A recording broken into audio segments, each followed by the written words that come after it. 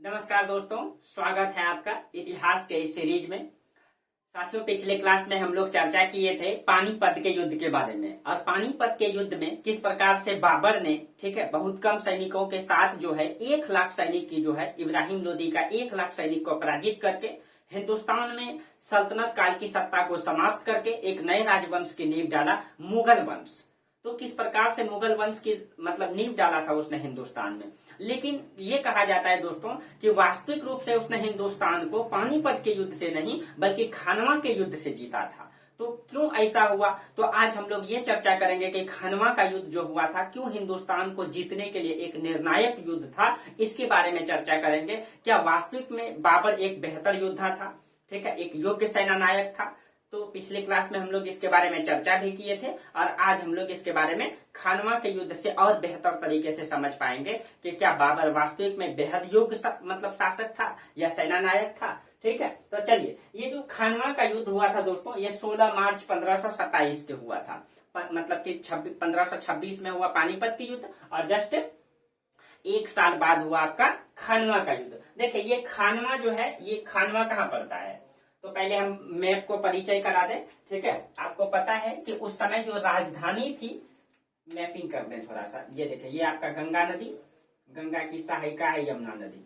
ठीक, और यमुना के किनारे ही पड़ता है आपका दिल्ली और यमुना के किनारे ही पड़ता है आपका आगरा। ठीक है, ये आपका दिल्ली है और उससे दक्षिण में पड़ता है आपका आगरा। ठीक है, तो बाबर जो है उस समय लोधी वंश के समय राजधानी कहाँ थी, आगरा थी, ये राजधानी थी। तो बाबर उस समय आगरा में था। ठीक है, और पिछले क्लास में याद कीजिए कि बाबर उस समय ये गुजरात भी स्वतंत्र था। ठीक है, स्वतंत्र था और उस समय यहाँ पे एक योग्य शासक है राजस्थान का। ठीक है, जो आपका मेवाड़ का शासक है राणा सांगा। मेवाड़ का शासक, ठीक है, यहाँ का शासक है राणा सांगा। राणा सांगा इसी परंपरा में आगे जाकर के महाराणा प्रताप आएगा, जो हम लोग आगे चर्चा करेंगे। ठीक है, अब देखिए, और ये बंगाल भी स्वतंत्र है, बंगाल भी क्या है, स्वतंत्र है। अब देखिए, ये जम्मू कश्मीर भी स्वतंत्र है। उसके बाद ये बिहार में एक नई राजवंश की नींव आ रहा था, लोहानी वंश। यहाँ पे आपका लोहानी वंश। दक्षिण भारत को छोड़ दीजिए, दक्षिण भारत जो है 2 खंडों में विभाजित था। दक्षिण में विजयनगर साम्राज्य, दक्षिण में आपका विजयनगर, और इसके उसके उत्तर में आपका बहमनी साम्राज्य। और बहमनी साम्राज्य जो है कि 5 भागों में बटा हुआ था न, उसमें आपका बीजापुर, अहमदनगर, बीदर, बरार, गोलकुंडा 5 भागों में बटा हुआ था। ठीक है, और विजयनगर का सबसे योग्य शासक इस समय था तो कौन था, कृष्णदेव राय।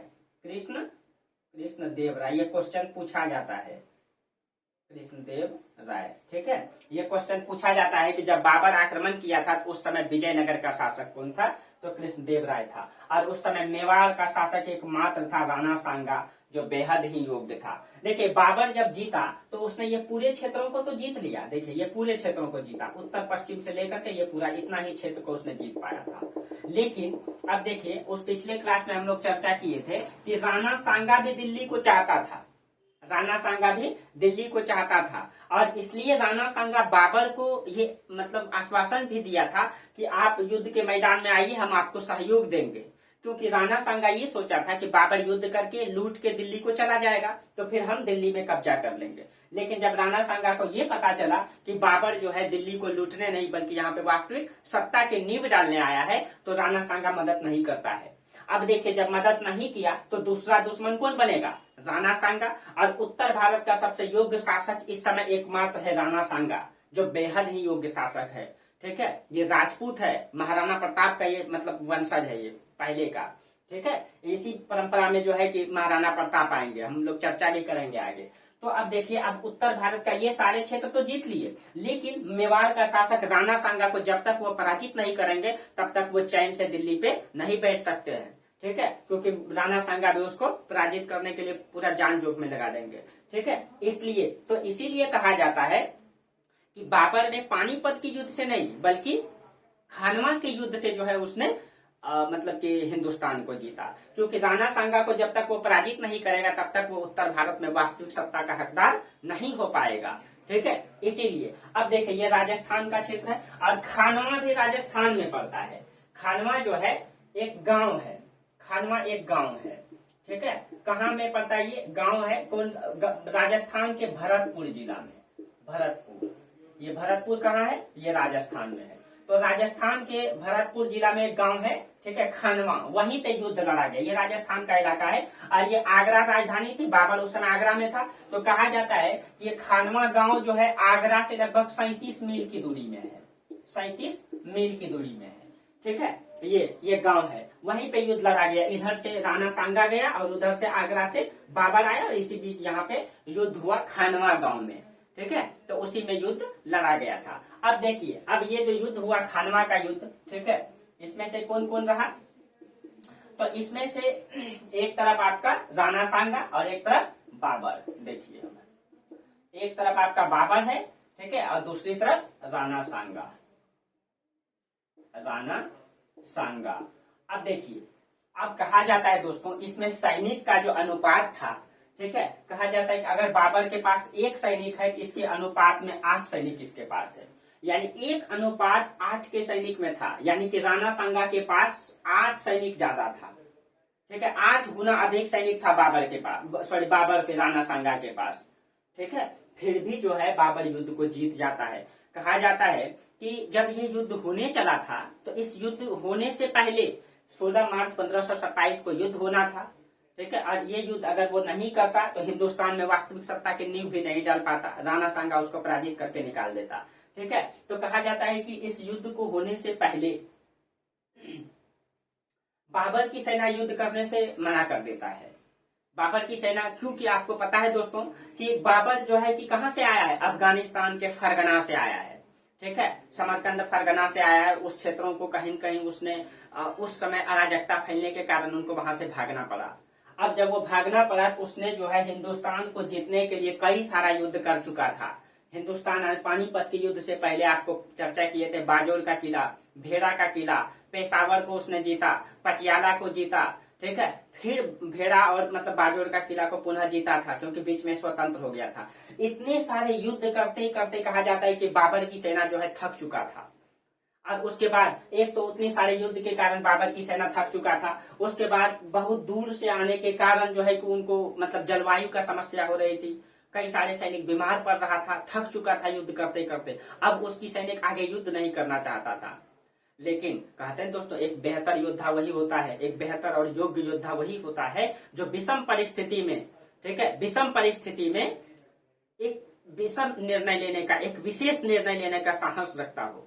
बाबर अपनी सेना के कारण इस युद्ध को कभी हारना नहीं चाहता था, क्योंकि बाबर को पता था अगर हिंदुस्तान हमसे छूट गया तो शायद अब हमें किसी भी धरती पर नसीब जो है कि रहने का नसीब नहीं मिलेगा, धरती रहने के लिए नहीं नसीब होगा। इसलिए बाबर जो है अपनी सेना के कारण युद्ध को हारना नहीं चाहता था। तो ये एक बेहतर योद्धा था, एक योग्य योद्धा था। इसने भी विषम परिस्थिति में एक विषम विशेष निर्णय लिया। इसने यहाँ पे जो है जिहाद का नारा दिया। जिहाद का मतलब होता है कि किसी विशेष धर्म के खिलाफ किसी विशेष संप्रदाय को उकसाया जाए। उसने जो है उसने इस्लामों को हिंदुओं के विरुद्ध यहाँ पे उकसाता है। वो कहता है कि मतलब यहाँ हिंदुओं को वो काफिर बताता है और काफिर की हत्या करना ही, ठीक है, हमारे धर्म का वास्तविक चीजें वो मतलब साबित करता है, ठीक है। यानी कि वो कहता है कि जो अन्य धर्म के लोग हैं उसको वो हिंदू धर्म के मतलब शासकों को, हिंदुओं को वो काफिर बताता है और काफिर की हत्या करना ही हमारे धर्म का परम कर्तव्य वो बताता है, ठीक है। यानी कि ये धर्म के खिलाफ उकसाता है। और जब धर्म के खिलाफ उकसाता है और वो सेना में भाषण देते वक्त सेनाओं को कहता है कि जिंदगी में अगर कोई भी निर्णय ले लेना चाहिए तो उस निर्णय पे अडिग रहना चाहिए, कभी भी उस निर्णय से पीछे नहीं हटना चाहिए, नहीं तो वो धर्म के खिलाफ होता है, ठीक है। कहा जाता है कि बाबर की सेना में इतनी जोश भर गया था, ठीक है, मुर्दा सैनिक जो इतना थक चुका था, इतने थक मतलब लड़ते लड़ते, ठीक है, हार चुका था, फिर भी वो सैनिक में इतनी जान डाल देता है, इतनी जोश डाल देता है, ठीक है। कहा जाता है कि फिर से वो सेना जग उठता है और राणा सांगा का 8 गुना अधिक सेना था, 8 गुना अधिक सेना था। कई दिनों तक ये युद्ध चलने वाला था, लेकिन कहा जाता है कि बाबर की सेना ने कुछ घंटों में इस युद्ध को समाप्त कर दिया।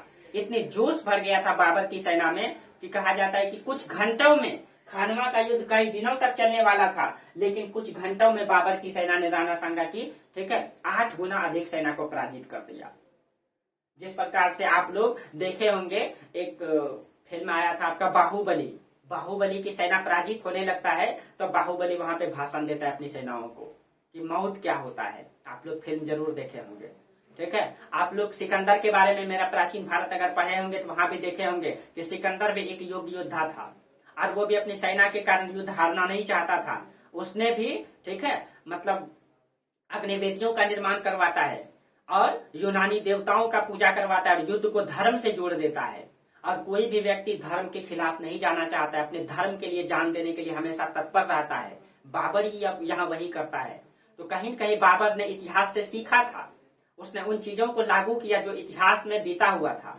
इसीलिए कहते हैं कि इतिहास हमें अतीत के बारे में जानकारी देता है और भविष्य का निर्माण करने का सबसे बेहतर साधन होता है इतिहास। इसीलिए इतिहास का अध्ययन बहुत ही आवश्यक होता है, ठीक है। हर व्यक्ति को इतिहास जानना चाहिए ताकि वो अपने भविष्य को जान के वर्तमान को सुधार सके। किस प्रकार से सिकंदर ने एक समय निर्णय लिया था और वही निर्णय फिर से बाबर ने लिया। यानी इतिहास एक बार नहीं, 100 बार नहीं, 1000 बार दोहराता है, ठीक है। इसीलिए कहा जाता है कि इतिहास बार बार दोहराता है। तो अब यहाँ पे बाबर ने, याद रखेगा, इसी खानवा के युद्ध में जिहाद का नारा दिया था, ठीक है। जिहाद का नारा दिया था और इसमें बाबर आसानी से इस युद्ध को जीत जाता है और राणा सांगा हार जाता है, ठीक है। राणा सांगा हार जाता है इस युद्ध को।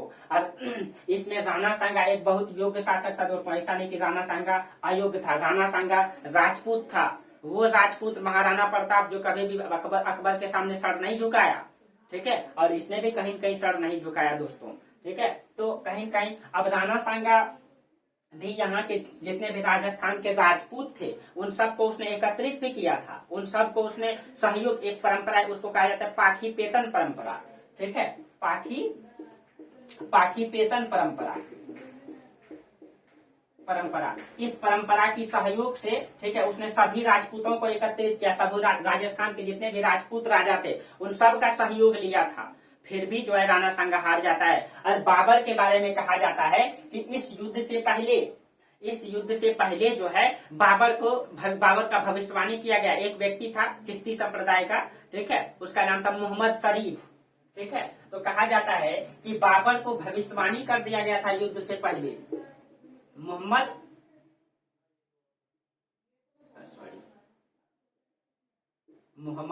शरीफ, ठीक है, ये चिश्ती संप्रदाय से था।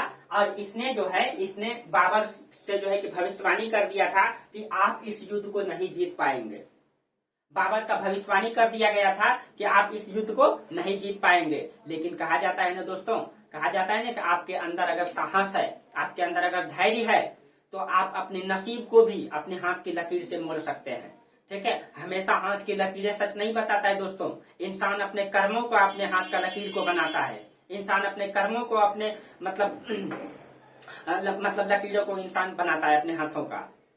तो कहीं कहीं मतलब बाबर एक योग्य योद्धा था, बाबर एक योग्य सेना नायक था। बाबर जानता था कि हम अपने कर्मों से अपने हाथों का लकीर को लिखते हैं, न कि अपने हाथ की लकीर से हमारा कर्म चलता है, ठीक है। इसलिए बाबर इसको भी नकार देता है और युद्ध के मैदान में उतरता है। और कहीं न कहीं इतने जोश भर देता है अपनी सेनाओं में कि कुछ दिनों तक चलने वाला युद्ध कुछ घंटों में ही समाप्त हो जाता है, क्योंकि धर्म के खिलाफ कोई नहीं जाना चाहता था।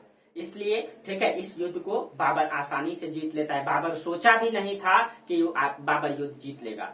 और जैसे ही बाबर युद्ध जीतता है तो बहुत खुश होता है बाबर। और यहाँ पे उसने खानवा के युद्ध जीतने के बाद, ठीक है, उसने यहाँ पे एक उपाधि धारण करता है, गाजी का उपाधि, ठीक है। तो ये क्वेश्चन पूछा जाता है कि बाबर जो है गाजी की उपाधि किस युद्ध के बाद धारण किया था?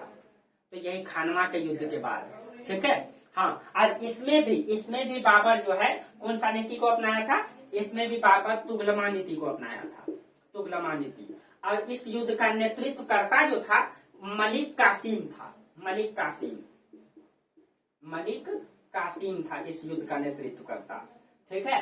और इसने गाजी की उपाधि धारण किया और इसने अपने सैनिकों में इतना खुश था कि बहुत सारा संपत्ति भी यहाँ से लूटा गया था। उन सभी लूटे हुए धन को अपने सैनिकों में बांट देता है, ठीक है। उन सभी सैनिकों को अपने सैनिकों में बांट देता है लूटे हुए धन को।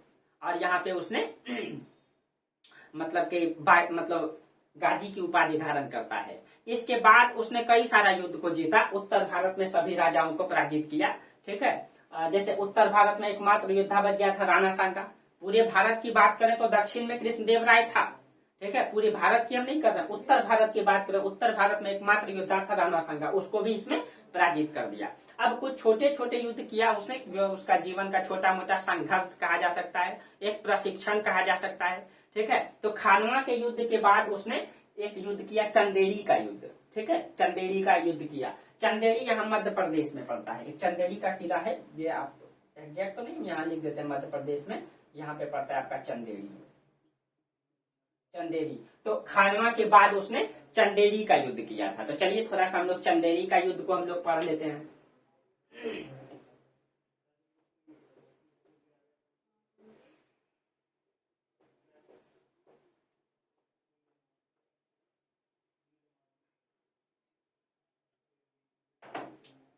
देखिए चंदेरी का युद्ध,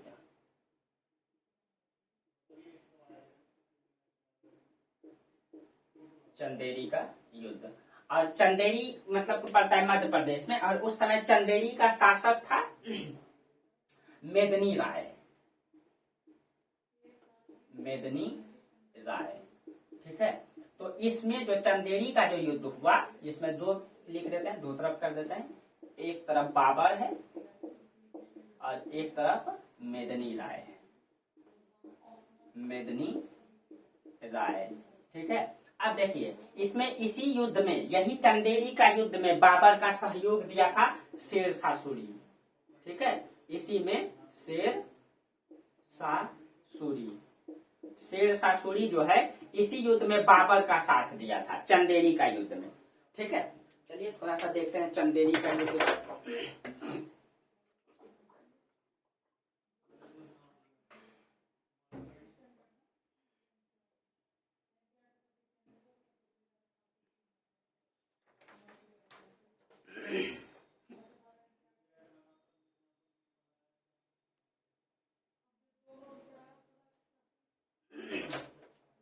देखिए ये जो चंदेरी का युद्ध हुआ था, ये 29 जनवरी 1528 में हुआ था।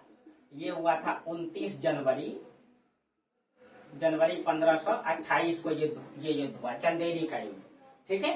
अब देखिए इसमें जो है बाबर का मतलब सहयोग से लड़ा था शेर शाह सूरी, और बहुत ही योग्य योद्धा शेर शाह सूरी, ठीक है, शेर शाह सूरी। अब देखिए कहा जाता है कि ये तो छोटा मोटा युद्ध था, इसमें मेदनी राय आसानी से हार जाता है जब बाबर इसके किले पे आक्रमण करता है, ठीक है। तो इसमें भी बाबर ने जिहाद का नारा दिया था, इस युद्ध में भी बाबर जिहाद का नारा दिया था, और इसमें आसानी से मेदनी राय जो है कि हार जाता है, जब उसके किले पे आक्रमण किया जाता है तो आसानी से हार जाता है। और कहा जाता है कि यहाँ की महिलाओं ने, ये भी क्वेश्चन पूछा जाता है, ठीक है, यहाँ की महिलाओं ने जोहर व्रत कर ली थी। जोहर व्रत क्या होता है, ठीक है। जोहर व्रत मतलब कि जब मतलब ये मुगल शासक जब आक्रमण करता था किला पे, ठीक है, तो मतलब जब महिलाएं सब होती थी, महिलाएं सब मतलब जब कुछ सैनिक क्या होता, महिलाओं का आबरू लूट लेता था या मतलब किस आक्रमण कर देता था, तो महिलाएं अपने आत्मसम्मान के लिए, ठीक है, अपने आत्मरक्षा के लिए, आत्मसम्मान के लिए एक साथ जब आक्रमण हो जाता था, जब लग जाता था कि अब हार जाएगा हमारा शासक, ठीक है, हमारा मतलब राज्य हार जाएगा, तो हारने से पहले यानी किला पे आक्रमण होगा, और आक्रमण होगा लग जाता था कि किला का दीवार टूट चुका है, अब किला पे आक्रमण हो जाएगा, तो वहां की महिलाएं सामूहिक रूप से जो है आग में आत्मदाह कर लेती थी अपने आत्मसम्मान को बचाने के लिए, ताकि उसका सैनिक जो है कि आबरू लूटेगा, उससे आत्मसम्मान उसका मतलब प्रभावित होगा, इसके लिए एक साथ वो आग में आत्मदाह कर लेती थी। उसी को जोहर व्रत कहा जाता है। तो महिलाएं जब अपने आत्मसम्मान के लिए एक साथ आग में कूद जाए, ठीक है, तो उसको जोहर व्रत कहा जाता है। जब एक महिला, जब किसी मतलब महिला के पति की मृत्यु हो जाए और उस महिला को उस चिता के साथ जलाया जाता है, तो उसको जो है सती प्रथा कहा जाता है, ठीक है। तो यहाँ पे सभी महिलाओं ने अपने आत्मसम्मान के लिए जोहर व्रत कर ली थी सामूहिक रूप से, ठीक है, तो ये ध्यान में रखिएगा। तो चंदेरी का युद्ध में जोहर व्रत, ठीक है, और इसमें भी उसने जिहाद का नारा दिया। उसके बाद जब बाबर युद्ध को जीत जाता है, तो उसके बाद उसने शाम का पार्टी रखा था, शाम में पार्टी रखा था, तो उसमें जाम पिया जाता है। आप लोगों को पता है कि इस्लामिक परंपरा है जाम वगैरह, ठीक है, तो उसमें मतलब गोश्त खिलाया जाता है। तो उसी में कहा जाता है कि शाम में पार्टी रखा था, तो सभी सैनिक जो है कि खूब पार्टी मना रहा था युद्ध जीतने में, क्योंकि उसने वास्तविक रूप से खानवा का युद्ध को जीता। बाबर बहुत खुश था, उसके बाद मतलब लगातार वो युद्ध को जीतते आ रहा था उसकी सैनिकों के सहयोग से, इसलिए बाबर बड़ा पार्टी रखा था। तो पार्टी में मतलब कि सब सैनिक अपना मस्ती कर रहा था। उसी में एक सैनिक ऐसा था कि अपना तलवार को लेकर के, ठीक है, तलवार पे जो है, तलवार को जो है गोश्त में भोगता था, उसी से तलवार से गोश्त खा रहा था, ठीक है। और वो सैनिक था शेरशाह सूरी। तो बाबर उसको देख लेता है कि वो सैनिक वो कौन है, तो सैनिकों से पूछता है वो कौन है, ठीक है, क्योंकि वो भाई विशेष प्रकार से दिखाई दे रहा था, वो तलवार से गोश्त को खा रहा था, ठीक है, खतरनाक टाइप से दिख रहा था और बेहद योग। तो उनके बारे में बताया जाता है कि शेरशाह सूरी है वो, ठीक है। तो उस समय उसका नाम शेर खां था। तो अभी आगे चर्चा करेंगे। तो बाबर उसके नतमस्तक को देख करके, उसके मस्तक को देख करके बाबर बता देता है कि ये सैनिक एक समय युद्ध मतलब कि विद्रोही बनेगा, ठीक है। तो कहता है उसको गिरफ्तार कर लीजिए। तो शेरशाह सूरी वहां से भाग निकलता है और शेरशाह सूरी वहां पे कहता है कि जिंदगी ने अगर हमको मौका दिया तो आपको हिंदुस्तान से जरूर खदेड़ेंगे। और कहीं न कहीं दोस्तों यही शेरशाह सूरी एक बिहार का शासक बना, ठीक है। और आज भी इसका मकबरा जो है सासाराम, बिहार के सासाराम में है, ठीक है। कहीं कहीं हुमायूं को 40 से लेकर के 55 तक 15 साल तक हुमायूं को जो है हिंदुस्तान से खदेड़ दिया, ठीक है। तो एक बेहतर योद्धा, बहुत ही योग्य था शेरशाह सूरी, इसके बारे में हम लोग पढ़ेंगे। और कहीं कहीं उसने बिहार को राजधानी बनाया और बिहार को राजधानी बना करके पूरे क्षेत्रों को इसने जीता। दुर्भाग्य था इनका कि इस बारूद में इसकी मृत्यु हो गई है। तो शेरशाह सूरी भी एक बेहतर युग शासक था दोस्तों, जिसके पास कुछ नहीं था। एक छोटा सा सैनिक में भर्ती हुआ, एक गरीब परिवार का बेटा था और एक छोटा सा सैनिक में भर्ती हुआ, सैनिक से शासक बना। तो एक वीर योद्धा, एक योग्य शासक अपने कर्म के प्रति अगर कोई भी निष्ठावान तरीके से मेहनत करेगा तो क्यों नहीं पहुंचेगा। कहीं कहीं शेरशाह सूरी में वो गुण था और बाबर ने उसके नतमस्तक को देख करके उन चीजों को पहचान भी लिया। इसलिए बाबर बोला कि इसके मस्तक को देख के मुझे लगता है कि ये कहीं कहीं एक समय हिंदुस्तान का विरोधी बनेगा, हमारा विरोधी बनेगा। और ये भागते भागते कह करके भी गया कि जिंदगी ने अगर मौका दिया तो हम आपको हिंदुस्तान से जरूर खदेड़ेंगे, और खदेड़ा भी, ठीक है। तो आगे हम लोग इसके बारे में पढ़ेंगे, शेरशाह सूरी के बारे में। तो याद रखिएगा कि शेरशाह सूरी जो है चंदेरी का युद्ध में जो है उसने किसका साथ दिया, बाबर का युद्ध साथ दिया। इसके बाद एक युद्ध हुआ घाघरा का युद्ध। आपको पता है कि उत्तर प्रदेश और बिहार की सीमा बनाती है घाघरा नदी, आपको बिहार में पढ़ाएंगे। तो इसके बाद जो युद्ध हुआ था वो घाघरा का युद्ध हुआ था। ये सब छोटा मोटा, उसके लिए बहुत ज्यादा निर्णायक युद्ध था नहीं, ठीक है। ये हुआ 6 मई 1529 को, तो घाघरा का युद्ध ये हुआ 6 मई को, मई 1529 ईस्वी को ये युद्ध हुआ, ठीक है। और इसमें ध्यान में रखिएगा ये जो युद्ध हुआ था ये बाबर के लिए थोड़ा सा निर्णायक युद्ध था, क्योंकि इसमें से जो है घाघरा के युद्ध में एक तरफ तो बाबर हो गया, ठीक है, एक तरफ बाबर और एक तरफ इब्राहिम लोदी जो पराजित हो चुका था पानीपत के युद्ध में, ठीक है, उसका बेटा हो गया महमूद लोदी, सिकंदर लोदी का पुत्र हो गया, ठीक है। तो सिकंदर लोदी का पुत्र महमूद लोदी और एक बंगाल का शासक था, इसका सहयोग दिया था, ठीक है। बंगाल का शासक था नुसरत खां।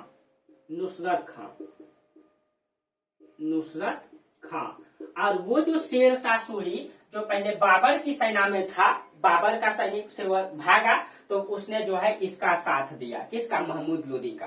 तो एक हो गया आपका शेरशाह सूरी। तो ये 3 सैनिक, ये हो गया नुसरत खां बंगाल का शासक, ये हो गया आपका लोदी वंश का परंपरा का शासक यानी कि सिकंदर लोदी का पुत्र, और शेरशाह सूरी जो इधर से भाग करके आया था। तो एक तरफ ये तीनों और एक तरफ अकेले बाबर, ठीक है, एक तरफ अकेले बाबर। फिर भी जो है इस युद्ध में, ठीक है, बाबर सोचा भी नहीं था कि इस युद्ध को बाबर जीत जाएगा, ठीक है, क्योंकि ये युद्ध जीतेगा तो इस क्षेत्रों का विस्तार होगा, बंगाल को जीतेगा, बिहार को भी जीत लेगा, ठीक है, बिहार बंगाल को जीत लेगा, तो इस युद्ध को भी बाबर आसानी से जीत लेता है। बाबर सोचा भी नहीं था कि युद्ध जीत जाएगा, लेकिन उसने युद्ध जीत गया। और इस तरीके से उसने लगातार 4 युद्धों में, ठीक है, लगातार जीतते जीतते उसने हिंदुस्तान में जो है अपने मुगल वंश की नींव डाला, मुगल सत्ता की नींव डाला, ठीक है। तो इस प्रकार से उनका खानवा का युद्ध, चंदेरी का, घाघरा का और पानीपत का युद्ध, लगातार उसने 4 युद्धों को जीता और पूरे के पूरे उत्तर भारत को उसने अपना कंट्रोल में लिया और एक नए राजवंश की नींव डाला। कौन सा वंश, मुगल वंश। तो अब हम लोग मुगल वंश की परंपरा को पढ़ेंगे कि मुगल वंश में मात्र 6 शासक आए हैं। आपको पता है कि बाबर, बाबर का पुत्र हो गया हुमायूं, उसके बाद अकबर, जहांगीर, शाहजहां, औरंगजेब, ये आपका मुख्य मुगल हो गए। उसके बाद परवर्ती मुगल कहलाता है, ठीक है, जिससे सत्ता छीन करके जो हिंदुस्तान में फिर अंग्रेजी शासन का नींव डाला जाएगा। ठीक है, तो चलिए अब देखिए, अब थोड़ा सा हम लोग ये चर्चा कर लेते हैं, ये तीनों युद्ध का तो हो गया, थोड़ा सा हम लोग बाबरनामा के बारे में चर्चा कर लेते हैं, उससे भी क्वेश्चन पूछा जाता है। ठीक है, जो जिसमें बाबर की आत्मकथा लिखी गई है।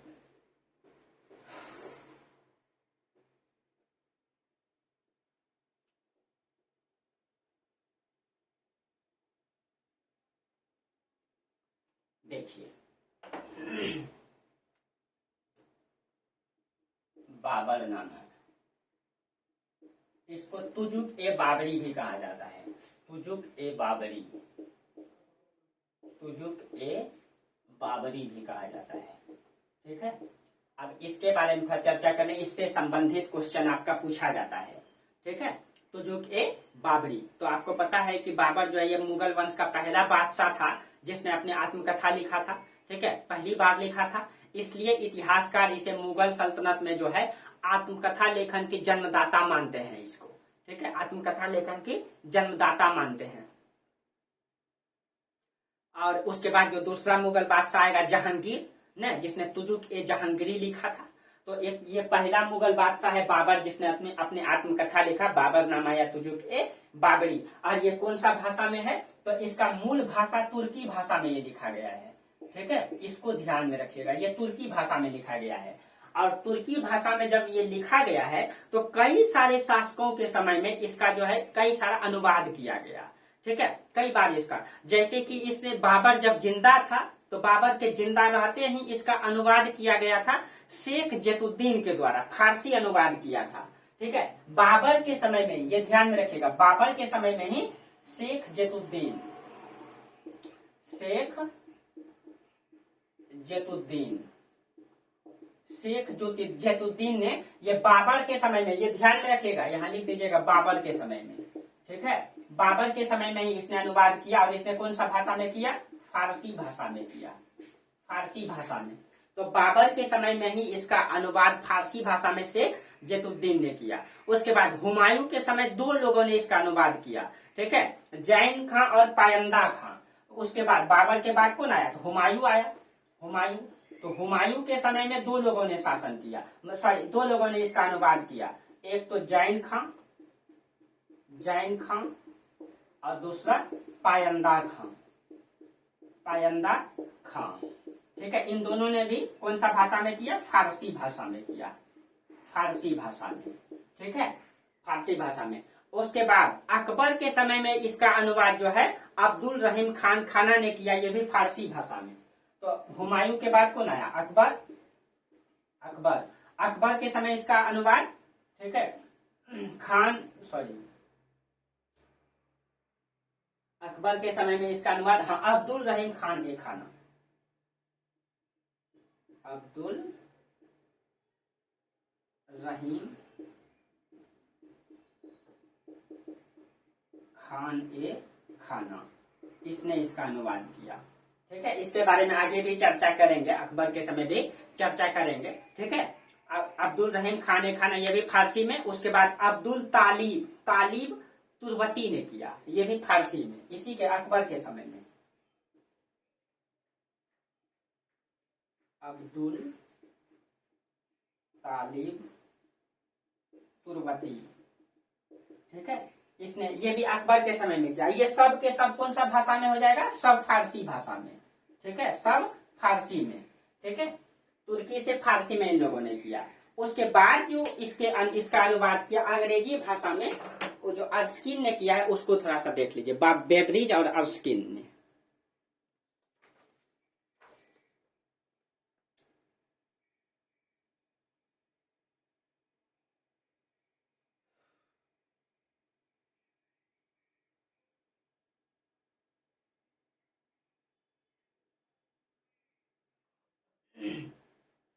देखिए, उसके बाद अंग्रेजी अनुवाद, इसका अंग्रेजी अनुवाद को समझ जाइए थोड़ा सा, इससे भी क्वेश्चन पूछा जाता है, आप लोग ध्यान से इसको देखिएगा।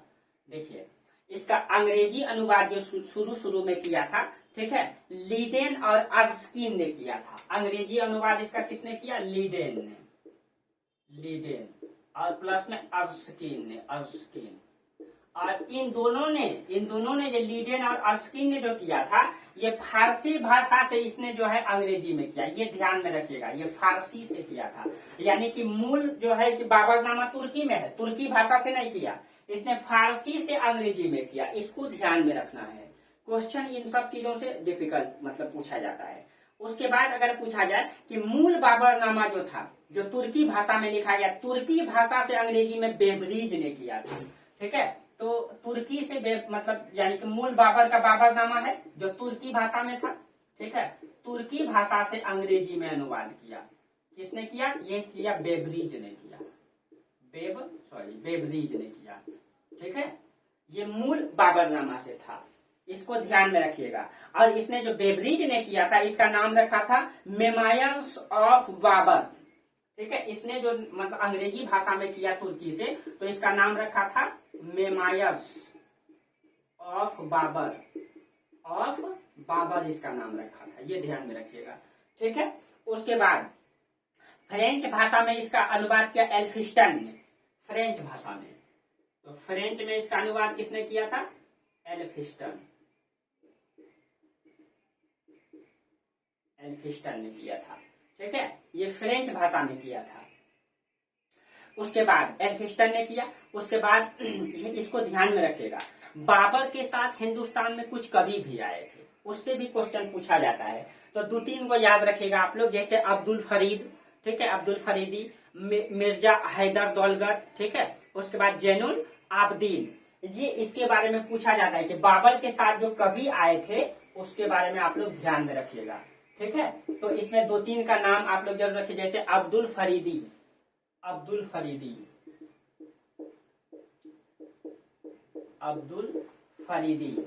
दूसरा में इसके साथ जो आया था मिर्जा हैदर दुलगत,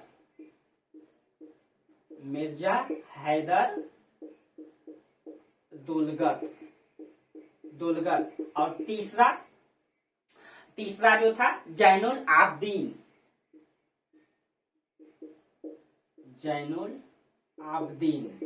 ये ध्यान में रखना है आप लोगों को, ठीक है।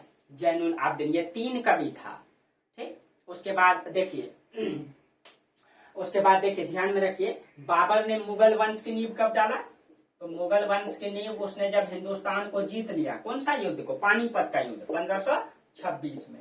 तो 1526 में ही मुगल वंश की बाबर ने नींव डाल दिया। आगे हम लोग इसी का चर्चा करेंगे, मुगल वंश की, ठीक है। 1526 में मुगल वंश की नींव डाला, लेकिन दुर्भाग्य था दोस्तों, बाबर अधिक समय तक जिंदा नहीं रह पाया। 1526 में उसने मुगल वंश की नींव डाला, 1530 में उसकी मृत्यु हो गई, ठीक है। मात्र 4 वर्ष ही उसने हिंदुस्तान में, ठीक है, सत्ता को संचालित कर पाया। 1526 से 1530 तक उसने हिंदुस्तान में शासन किया। उसके बाद उसकी क्या हो गई? 1530 में मृत्यु हो गई। मृत्यु जब हो गया तो बाबर को आगरा का जो आराम बाग है उसी में इसको दफना दिया गया, ठीक है। तो बाबर की जब मृत्यु हुई तो आगरा का आराम बाग में इसको दफना दिया गया।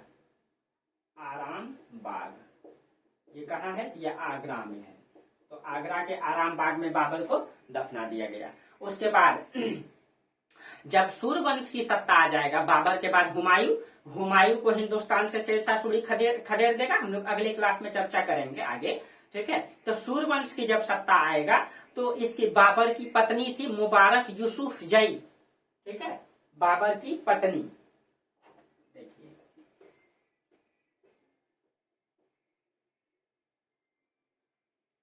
बाबर की पत्नी थी मुबारक यूसुफ जई,